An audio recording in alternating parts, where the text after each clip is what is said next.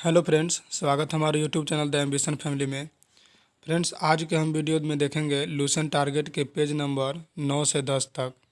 पिछले वीडियो में हम लोगों ने 7 से 8 तक देख चुके हैं। यदि आप उस वीडियो को नहीं देखे हैं तो प्लेलिस्ट में जा करके उस वीडियो को देख लें। आज हम लोग देखेंगे 9 से 10 तक। तो चलिए स्टार्ट करते हैं। फर्स्ट क्वेश्चन है, मोहम्मद साहब के शादी कितने वर्ष की अवस्था में हुई थी। फर्स्ट है, मोहम्मद साहब की शादी कितने वर्ष की अवस्था में हुई थी। ऑप्शन 25 वर्ष, 30 वर्ष, 35 वर्ष और 40 वर्ष। इसका आंसर हो जाएगा 25 वर्ष। मोहम्मद साहब की शादी थी, जन्म जो हुआ था 570 ईस्वी में हुआ था और शादी 25 वर्ष की अवस्था में एक खदीजा नामक विधवा के साथ हुआ था। तो टोटल यदि देखा जाए तो कब शादी हुआ था, तो 595 ईस्वी में इनका शादी हुआ था। 595 ईस्वी में इनका शादी हुआ था खदीजा नामक विधवा के साथ। तो इस क्वेश्चन से इतना जानकारी मिल जाता है। नेक्स्ट क्वेश्चन है, इस्लाम धर्म का पवित्र ग्रंथ क्या है। इस्लाम धर्म का पवित्र ग्रंथ क्या है। ए में है कुरान, बी में है क्रॉस, सी में है जिंदावस्था, डी में है बाइबिल। तो इस्लाम धर्म का जो पवित्र ग्रंथ है वो हो जाएगा कुरान। इस्लाम धर्म का पवित्र ग्रंथ क्या हो जाएगा, कुरान। और ईसाई धर्म का जो पवित्र ग्रंथ हो जाएगा ये हो जाएगा बाइबिल। और क्रॉस जो है ईसाई धर्म का प्रमुख चिन्ह है और ये जिंदावस्था जो है पारसी धर्म का है। नेक्स्ट है, थर्ड क्वेश्चन बोलता है कि पैगंबर मोहम्मद साहब ने किसके शिक्षाओं का उपदेश दिया था। अब चूंकि ये कुरान से संबंधित है तो कुरान के अध्ययन शिक्षा का उपदेश दिए थे। नेक्स्ट है, चौथा है, मोहम्मद साहब को कितने वर्ष की अवस्था में शिक्षा की प्राप्ति हुई थी। तो मोहम्मद साहब के कितने वर्ष की अवस्था में शिक्षा की प्राप्ति हुई थी। ऑप्शन है 30 वर्ष, 35 वर्ष, 40 वर्ष, 45 वर्ष। इसका राइट आंसर हो जाएगा 40 वर्ष। इनका जन्म हुआ था 570 ईस्वी में, शिक्षा की प्राप्ति हुआ 40 वर्ष की अवस्था में। तो टोटल इनका शिक्षा की प्राप्ति कब हुआ, तो 610 ईस्वी में हीरा नामक एक गुफा में इनको शिक्षा की प्राप्ति हुई थी। नेक्स्ट है, 5 नंबर क्वेश्चन है, मोहम्मद साहब की मृत्यु कब हुई। तो मोहम्मद साहब की मृत्यु कब हुई। ऑप्शन है 610 ईस्वी, 622 ईस्वी, 632 ईस्वी, 680 ईस्वी। तो इसका जो मृत्यु हुआ था 632 ईस्वी में हुआ था। अब कितने वर्ष की अवस्था में इनका हुआ था, तो अगदी मान के चला जाए कि 570 में जन्म हुआ था और 632 में इनका मृत्यु हो गया। तो कितना वर्ष जिए, तो 30 साल उधर और 32 साल इधर, टोटल 62 वर्ष की अवस्था में इनका मृत्यु हुआ था। तो मोहम्मद साहब की मृत्यु 632 ईस्वी में हुआ था। दफनाया गया था कहाँ, तो इन्हें मदीना में दफनाया गया था। मदीना में इनको दफनाया गया था। छठा नंबर क्वेश्चन है, मोहम्मद साहब की मृत्यु के बाद इस्लाम धर्म कितने भाग में बंट गया था। जब मोहम्मद साहब की मृत्यु हो गया था तो इस्लाम धर्म जो है 2 भागों में बंट गया था।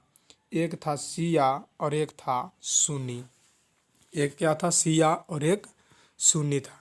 ऐसे भी आप यदि कनेक्ट करके देखना चाहते हैं तो बौद्ध धर्म को भी देख सकते हैं कि चतुर्थ बौद्ध संगीति के बाद भी बौद्ध धर्म 2 भाग में बंट गया था, हीनयान और महायान। जैन धर्म में भी 2 भागों में बंट गया था, एक श्वेतांबर और एक दिगंबर, जो 12 वर्ष के भीषण काल में भद्रबाहु जो चला गया था कर्नाटक। तो इस तरह से कनेक्ट करके देख सकते हैं। 7वां नंबर क्वेश्चन है कि सुन्नी किसे कहा जाता था। फर्स्ट ऑप्शन है जो अली की शिक्षाओं में विश्वास करता था। सेकंड है पैगंबर मोहम्मद साहब के कथन तथा कार्यों का विवरण। नेक्स्ट है जो सुन्ना में विश्वास करता था। और डी में है इनमें से कोई नहीं या एक से अधिक। तो इसका राइट आंसर हो जाएगा जो सुन्ना में विश्वास करता था। तो इसका राइट आंसर हो जाएगा जो सुन्ना में विश्वास करता था। सुन्ना उसे कहा जाता था जो सुना हुआ बात में विश्वास करता था। नेक्स्ट है 8वां नंबर क्वेश्चन है कि कौन से 2 हत्या ने शिया को निश्चित मत का रूप दे दिया। 8वां नंबर क्वेश्चन कहता है कि इस्लाम धर्म में वह कौन सा 2 गो हत्या हुआ जो शिया को एक निश्चित मत का रूप दे दिया। तो फर्स्ट है पैगंबर मोहम्मद साहब की हत्या, अली की हत्या और हुसैन की हत्या। तो इसका राइट आंसर हो जाएगा अली और हुसैन दोनों, इसलिए डी आंसर हो जाएगा इनमें से कोई नहीं या एक से अधिक है। अली और हुसैन की हत्या, अली को हत्या किया गया था 661 ईस्वी में और हुसैन की हत्या किया गया था 680 ईस्वी में, करबला नामक स्थान पर जो इराक में पड़ता है वहाँ पर। 9 नंबर क्वेश्चन है, इस्लाम जगत में खलीफा पद कब तक रहा।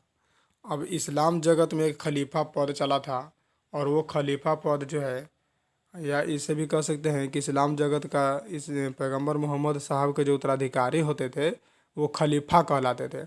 और वो खलीफा पद कब तक रहा, तो ऑप्शन है 1922 ईस्वी तक, 1920 ईस्वी तक, 1924 ईस्वी तक। इनमें से कोई नहीं है, इनमें से एक से अधिक, तो इसका राइट आंसर हो जाएगा 1924 ईस्वी तक।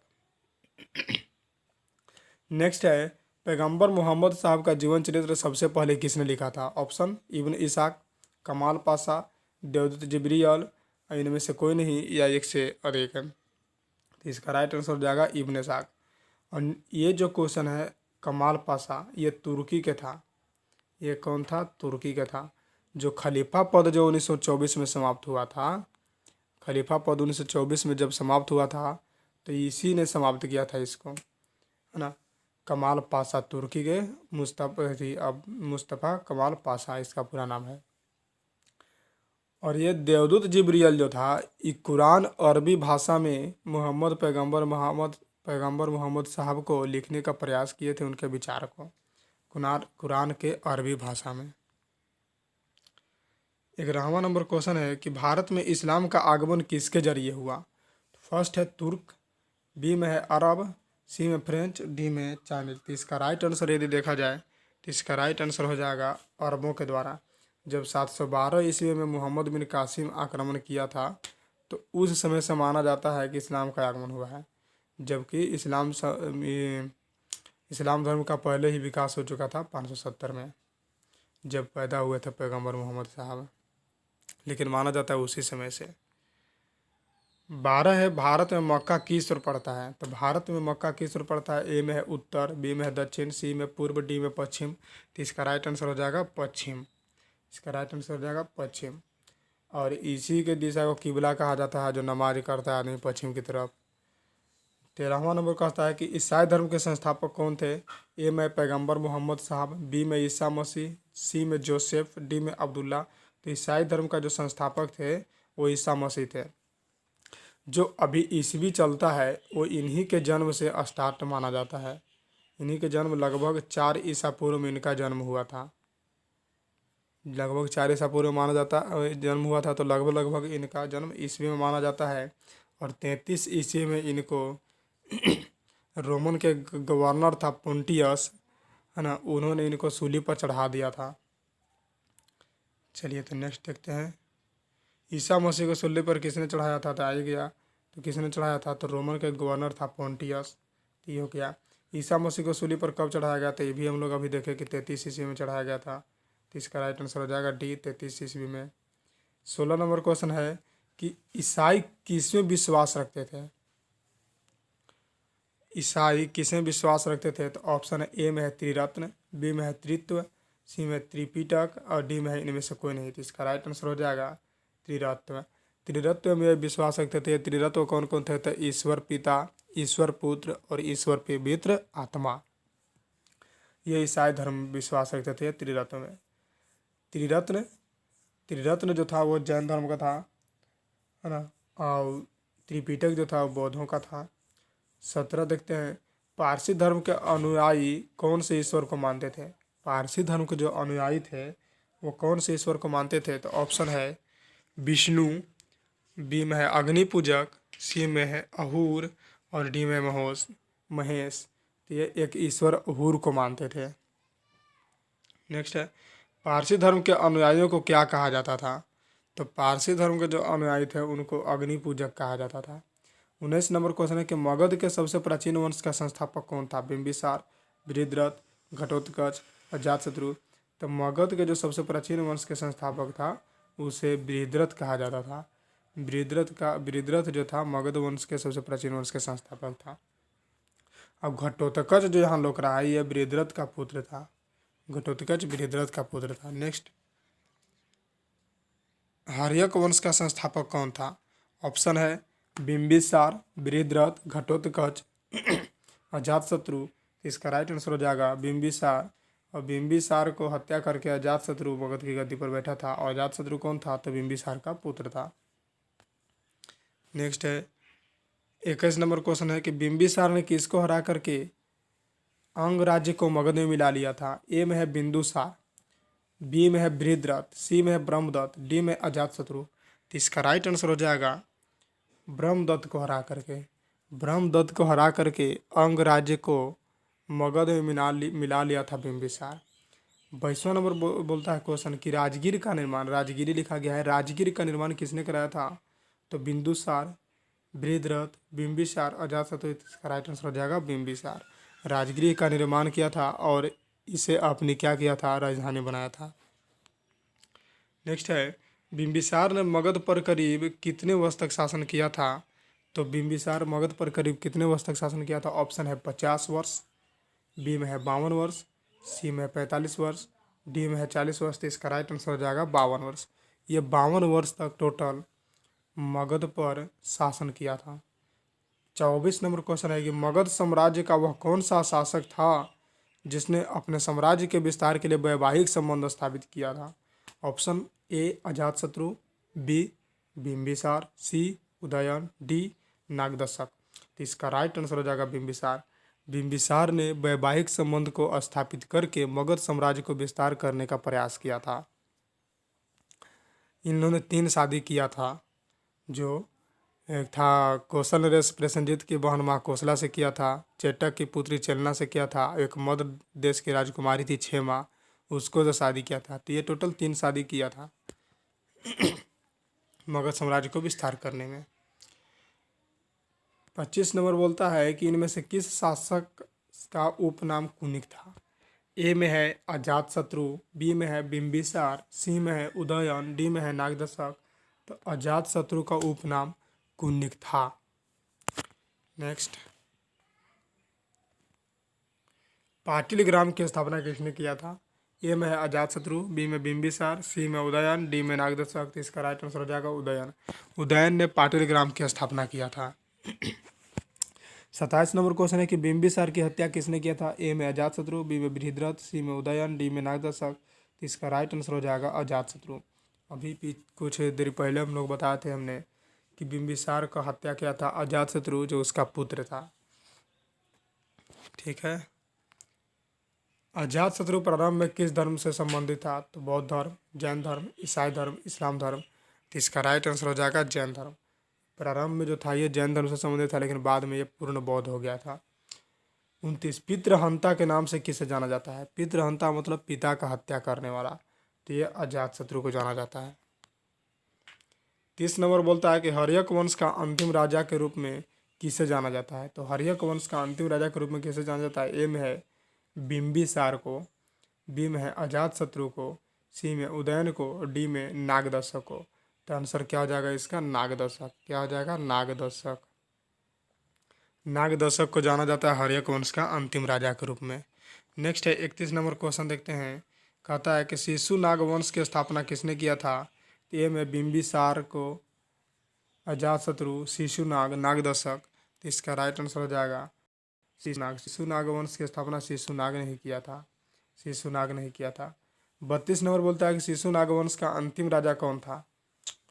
तो ए में है कालाशोक, बी में नंदीवर्धन, सी में महापद्म नंद और डी में है घनानंद। तो इसका राइट आंसर हो जाएगा नंदीवर्धन। एक नंद वंश था, तो नंद वंश का अंतिम शासक जो था वो घनानंद था और उसका संस्थापक महापद्म नंद था। यहाँ से इतना क्वेश्चन की जानकारी मिलता है। 33 नंबर देखिए आ गया कि नंद वंश का अंतिम शासक कौन था? तो नंद वंश का यदि अंतिम शासक देखें तो घनानंद था। सिकंदर भारत अभियान कब प्रारंभ किया था? सिकंदर जो है भारत पर कब चढ़ाई किया था? ए में है 356 ईसा पूर्व में, बी में 359 ईसा पूर्व में, सी में 326 ईसा पूर्व में और डी में 325 ईसा पूर्व में। तो इसका राइट आंसर क्या हो जाएगा? 326 ईसा पूर्व में। देखिए ये चारों ईस्वी को हम लोग देखेंगे। सिकंदर का जन्म हुआ था 356 ईसा पूर्व में और सिकंदर के पिता फिलिप थे, जो मकदूनिया का शासक बने थे 359 ईसा पूर्व में। ठीक है। भारत पर चढ़ाई किया है 326 ईसा पूर्व में और भारत से लौटा कब? तो 325 ईसा पूर्व में।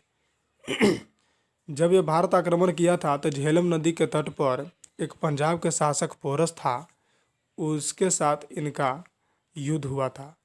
तो ये भी जाना जाता है कि जिसको हाइडेस्पी या झेलम बितस्ता के युद्ध के नाम से जाना जाता है। तो ये बहुत ही इंपॉर्टेंट क्वेश्चन है कि जब भारत पर आक्रमण किया था तो किसके साथ युद्ध करने पड़ा था, तो पोरस के साथ युद्ध करना पड़ा था। चलिए नेक्स्ट क्वेश्चन देखते हैं। सिकंदर के गुरु कौन थे? तो ए में है अरस्तु, बी में है प्लूटो, सी में है सुकरात, डी में है गोपाल कृष्ण गोखले। तो सिकंदर के गुरु हो जाएंगे अरस्तु। सिकंदर के गुरु हो जाएंगे अरस्तु, और अरस्तु के होता है गुरु प्लूटो, और प्लूटो का कौन होता है? सुकरात। सिकंदर के अरस्तु, अरस्तु के प्लूटो, प्लूटो के सुकरात, और गोपाल कृष्ण गोखले जो है ये मोहनदास करमचंद गांधी के, एम.के. गांधी के राजनीतिक गुरु के रूप में जाने जाते हैं। तो यहाँ से भी क्वेश्चन कई बार पूछा जाता है कि महात्मा गांधी के राजनीतिक गुरु के रूप में कैसे जाना जाता है, तो गोपाल कृष्ण गोखले को। 36 नंबर क्वेश्चन बोलता है कि सिकंदर का सेनापति कौन था? ए में है निर्याकस, बी में है सेल्यूकस निकेटर, सी में मेगा अस्थनीज, डी में है चाणक्य। तो इसका राइट आंसर क्या हो जाएगा? Seleucus Nicator. और निर्याकस जो था जल सेनापति था। यदि जल सेनापति कहे तो निर्याकस, यदि खलीय सेनापति कहेगा तो सेल्यूकस निकेटर हो जाएगा। 37 नंबर क्वेश्चन है कि सिकंदर की सेना ने किस नदी को पार करने से इनकार कर दिया था? ए में है झेलम नदी, बी में है ब्यास नदी, सी में गंगा नदी, डी में यमुना नदी। तो इसका राइट आंसर हो जाएगा ब्यास नदी।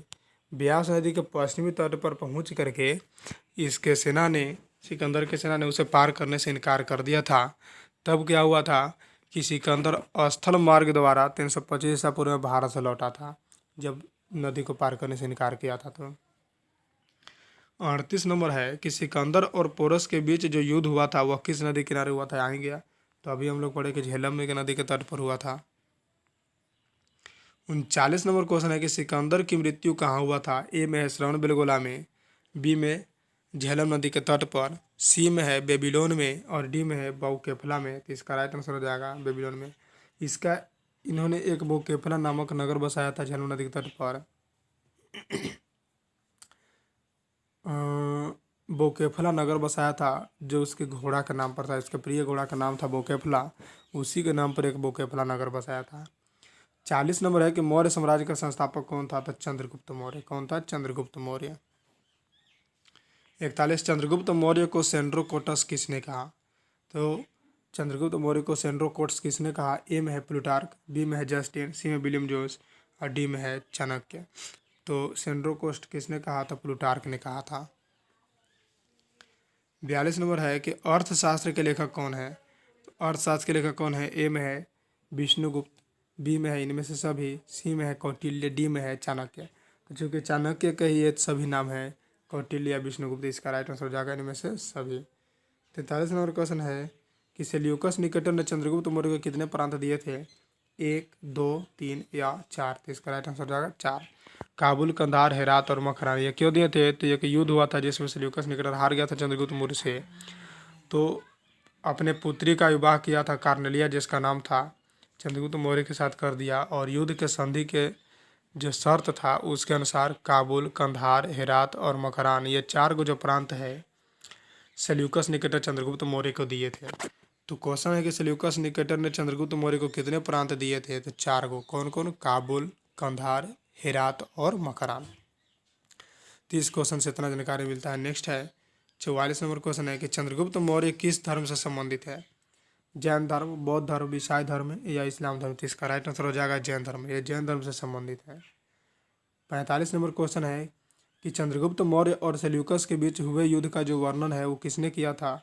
ए में है चाणक्य, बी में है एम्पियानस, डी सी में प्लूटार्क, डी में एथिनियस। तो कौन सी जगह? एम्पियानस ने किया था वर्णन। 46 नंबर चंद्रगुप्त मौर्य का उत्तराधिकारी कौन था? तो ए में है चाणक्य, बी में अशोक, सी में बिंबिसार, डी में बिंदुसार। तो इसका आंसर हो जाएगा बिंदुसार। अब नेक्स्ट है चंद्रगुप्त मौर्य की मृत्यु कहाँ हुई थी? तो ए में है बेबीलोन में, बी श्रवण बेलगोला में, सी हीरा नामक गुफा में, और डी में है इनमें से कोई नहीं। तो इसका राइट जो आंसर हो जाएगा श्रवण बेलगोला में हुआ था उपवास के कारण। और जो श्रवण बेलगोला पड़ता है वो कहाँ पड़ता है? कर्नाटक में पड़ता है। 48 नंबर क्वेश्चन है कि बिंदुसार के शासन काल में कहाँ अशांति था? तो बिंदुसार के शासनकाल में कहाँ पर अशांति था? तो ए में है मथुरा में, बी पाटलिपुत्र में, सी तक्षशिला में, डी में से कोई नहीं। कहाँ था? तक्षशिला में। इसी विद्रोह को दबाने के लिए बिंदुसार सबसे पहले सुसीम को भेजा था, और जब उससे विद्रोह नहीं दबा था तो फिर बाद में अशोक को भेजा था। 49 है, अमित्र घात के नाम से किसे जाना जाता है? तो अमित्र घात के नाम से ऑप्शन चंद्रगुप्त मौर्य, बिंबिसार, बिंदुसार, अशोक। तो अमित्र घात के नाम से बिंदुसार को जाना जाता है, और यह अमित्र घात का अर्थ होता है शत्रु विनाशक। शत्रु विनाशक। 50 है, भद्रसार के नाम से कौन जाना जाता है? भद्रसार या इसको बोलते हैं वारिसार। भद्रसार या वारिसार के नाम से कौन जाना जाता था? तो ए में है चंद्रगुप्त मौर्य, बी में है बिंबिसार, सी में बिंदुसार, डी में अशोक। तो इसका जो सही आंसर हो जाएगा वो हो जाएगा बिंदुसार। तो ये आज का टॉपिक कंप्लीट हुआ। चूँकि ये जो मौर्य साम्राज्य है इसमें तो क्वेश्चन की मात्रा बहुत ज़्यादा आ रहा था, इसलिए टोटल क्वेश्चन तो नहीं आ पाया है। अभी पेज नंबर 10 से और भी 5-10 क्वेश्चन 15 क्वेश्चन आएंगे, तो उसको भी हम लोग 11-12 में ही इंक्लूड कर लेंगे, 11-12 पेज में ही। तो नेक्स्ट वीडियो में हम लोग देखेंगे पेज लूसेंट के पेज नंबर 11 से 12 तक।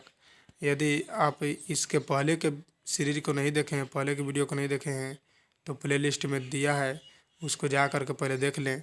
क्योंकि आज जो मेरा टॉपिक था वो पेज नंबर 9 से 10 था। इसके पहले 1 से 2, 3 से 4, 5 से 6, 7 से 8 कंप्लीट हो चुका है टोटल 4 वीडियो में। तो चलिए मिलते हैं नेक्स्ट वीडियो में। यदि वीडियो अच्छा लगा तो लाइक, सब्सक्राइब एंड शेयर ज़रूर करें। Thank you.